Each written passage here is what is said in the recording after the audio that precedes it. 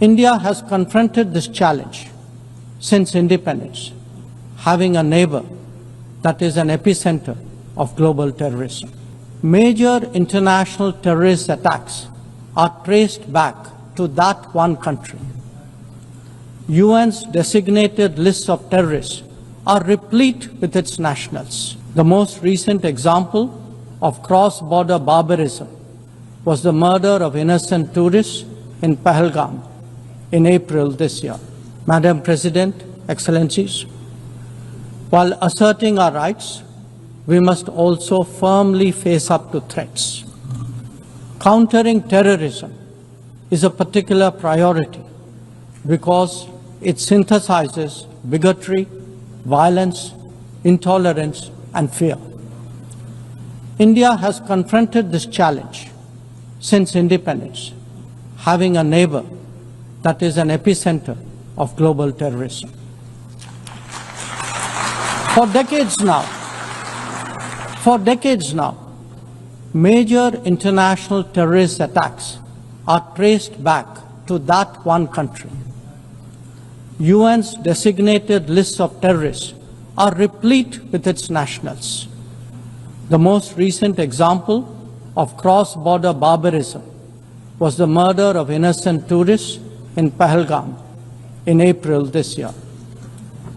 India exercised its right to defend its people against terrorism and brought its organizers and perpetrators to justice.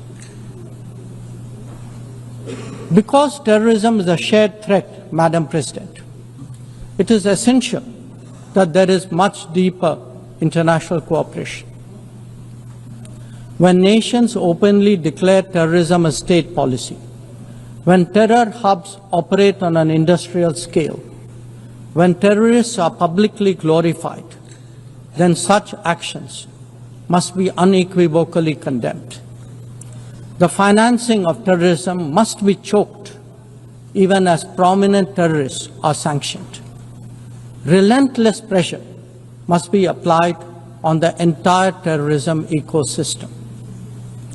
Those who condone nations that sponsor terror will find that it comes back to bite them. Madam President, an objective report card will show that the UN is in a state of crisis. When peace is under threat from conflicts, when development is derailed by lack of resources, when human rights are violated by terrorism, the UN remains gridlocked.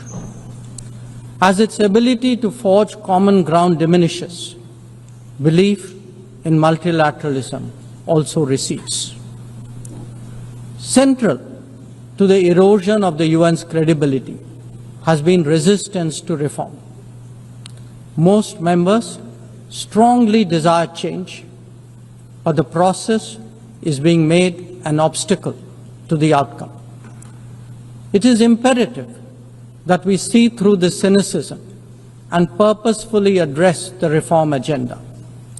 The historical injustice done to Africa should be redressed. Both permanent and non-permanent membership of the Council must be expanded. A reformed Council must be truly representative, and India stands ready to assume greater responsibilities. Madam President, today the predicament of the Global South is especially acute. Bharat, under the leadership of Prime Minister Narendra Modi, believes that it has both a duty to contribute and an obligation to motivate.